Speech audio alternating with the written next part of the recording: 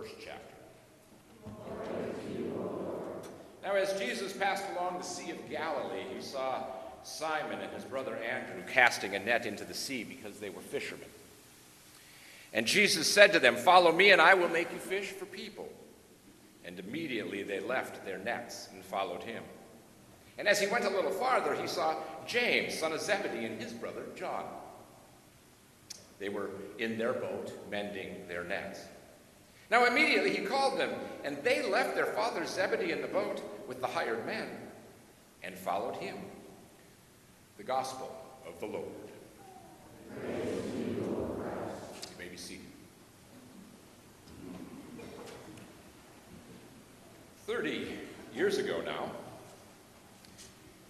I was standing with 29 other first-year doctoral students in English literature and language at the University of Texas in Austin.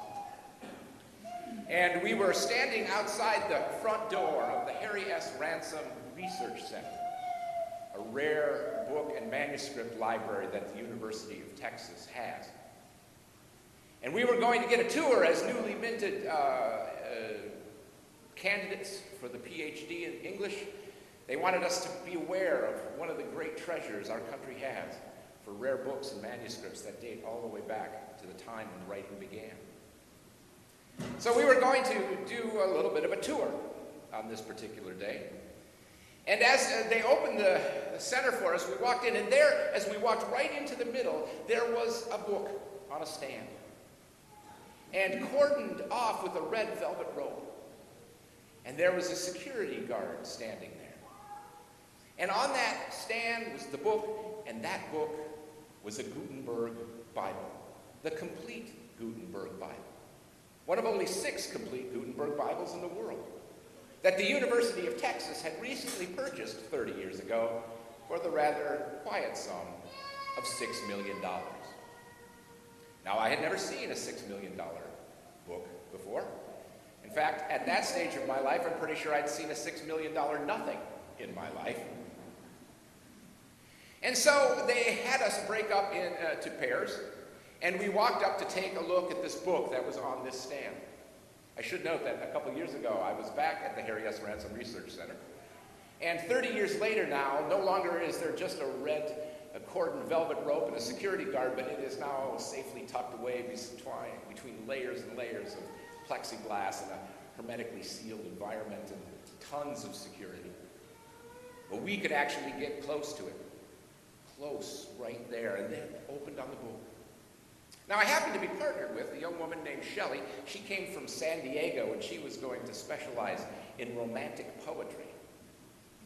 I don't remember much about her. I don't even know if she ever finished her degree, but I do remember that her boyfriend played drums in a band, and the 3 of us often went into downtown Austin in the evenings to be part of the music life there.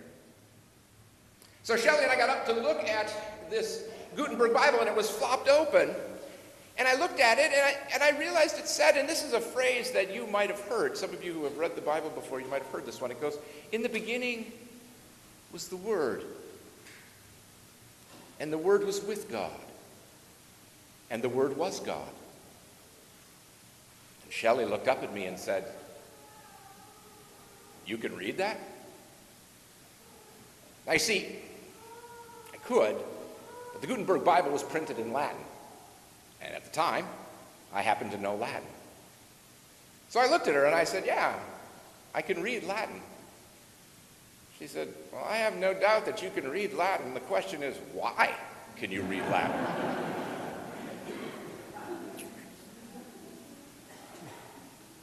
For the last 30 years, I've tried to answer that question. Why? Why did I know at the age of 22 how to read Latin? And it got even worse because I even knew how to read Hebrew and Greek. In fact, I went to work at the Harry S. Ransom Research Center because I could read Hebrew, Latin, and Greek. Everybody else had those.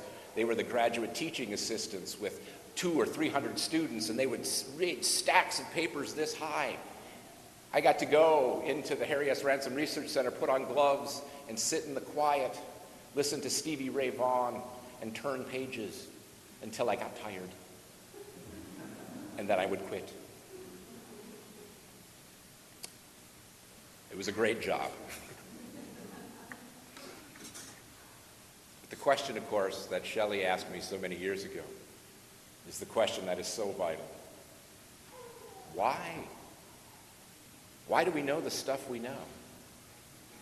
Why do we do the stuff we do? Why are we the people who we are?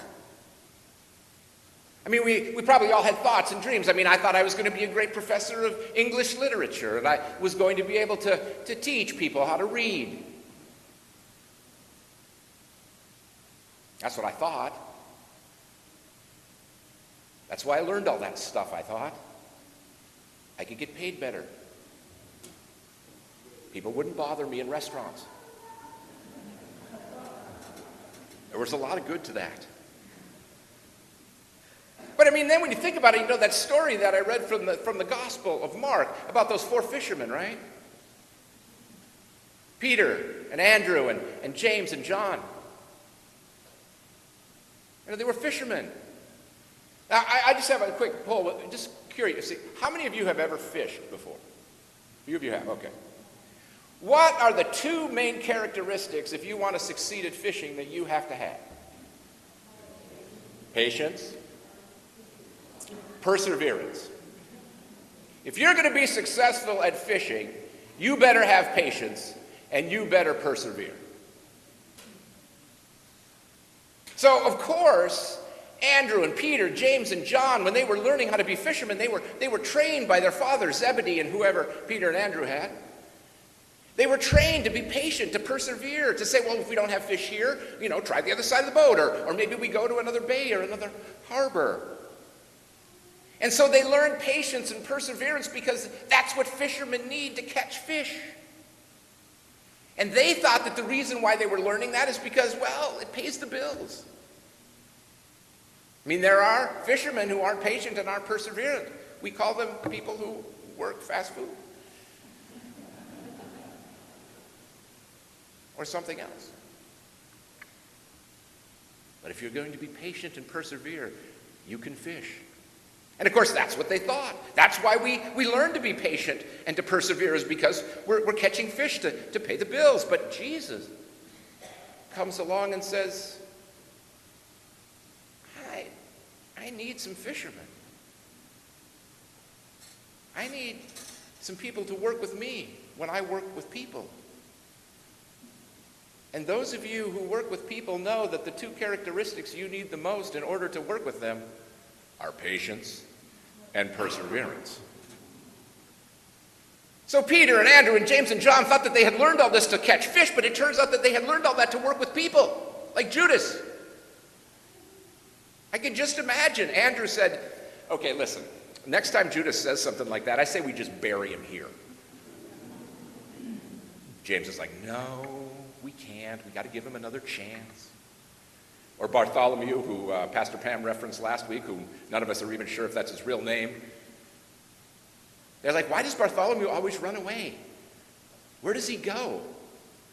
And how come he never brings back Subway? Those skills that those men learned as fishermen applied greatly to being disciples of Jesus Christ.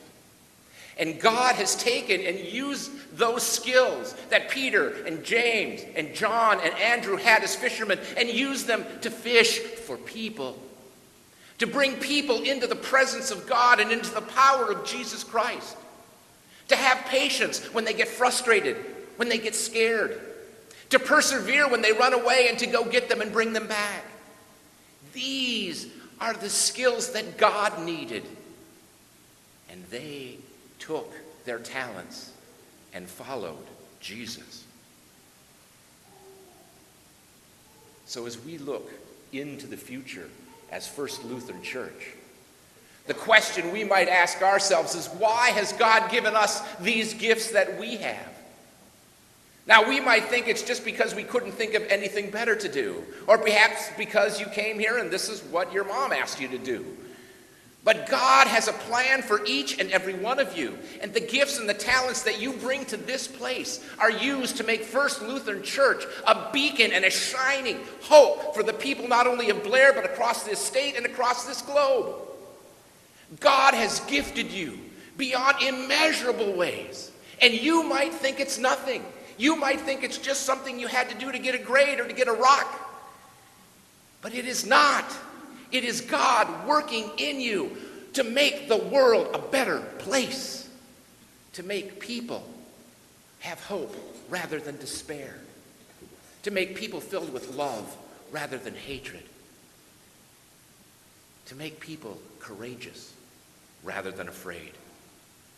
I mean, why has God gifted you with so many incredible, energetic, and creative folks? The stuff that we do here is amazing, and it comes through you. The creativity that people in our music department show, or the creativity that people show in raising money, or anything that we do, comes from these gifts that God has implanted in you. In you. And First Lutheran does the ministry of God's mission here through the creative power harnessed in your hands together to be able to bring hope to a hopeless world. And perhaps without a doubt, why has God made you such a generous congregation? The other day we were in a meeting in the library, and I told the folks that I don't even move the books in the library because I'm afraid that somebody has put $5,000 behind those books just for a rainy day, and I don't want to find any more of those.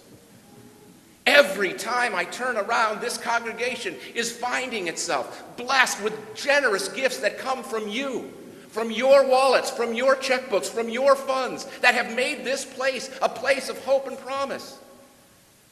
You sit on almost $1 million in reserve. God has blessed you incredibly, and through your patient work and through the things that you have done as people of God, you have the opportunity to be able to reach across this globe and make a difference. It is a wonderful place to be, and it is your gift. God has blessed you, and as you continue to live and grow, that generous spirit that has been part of your history for 125 years will continue to flourish here in Blair. And even this building itself. What a wonderful place to be able to sing praises to God, to be able to educate children. What a wonderful place to be able to gather us together as people, to be able to celebrate these gifts that we have received. And so we ask ourselves, why have we been given these gifts? How can God use them for God's mission in the world? How can we be a part of what God is about, using these gifts, meager though we think they are? Because you see, my friends, 30 years ago when I was standing in front of that Gutenberg Bible with Shelley, I was pretty sure that I was called to teach people and to help people how to read books. I was pretty sure that that is what God wanted me to do. That's why I knew how to read Latin or Greek. That's why I had taken all these courses in literature and rhetoric. But I was wrong. I was not called to teach people to read books. I was called to help people read a book. One book. The Holy Bible. Now, I thought all that stuff that I was learning was so that I could have a wonderful office in Yale or Harvard or someplace else. But instead, I get a wonderful office up here with you, people of First Lutheran Church in Blair, Nebraska. And as great as any office at Yale or Harvard might have been 30 years ago, nothing is better than this office right here. That's what happens when you follow Jesus. When you follow Jesus, all these gifts that we have been given start to make sense, and we begin to see how God uses them to make a difference in the world through us. It is God's work in our hands that is continually pushing us forward. So we gather together, friends, with varied gifts, with many differences, with thoughts of what should be done and what shouldn't be done, how things should go and how they should not go. But we all follow Christ. And in following Christ, we use the gifts that we have been given so that God's mission can be done. And so like way back when Andrew and Peter, James and John followed Jesus, they learned why they were fishing. And I, starting to learn why I know Latin. Amen.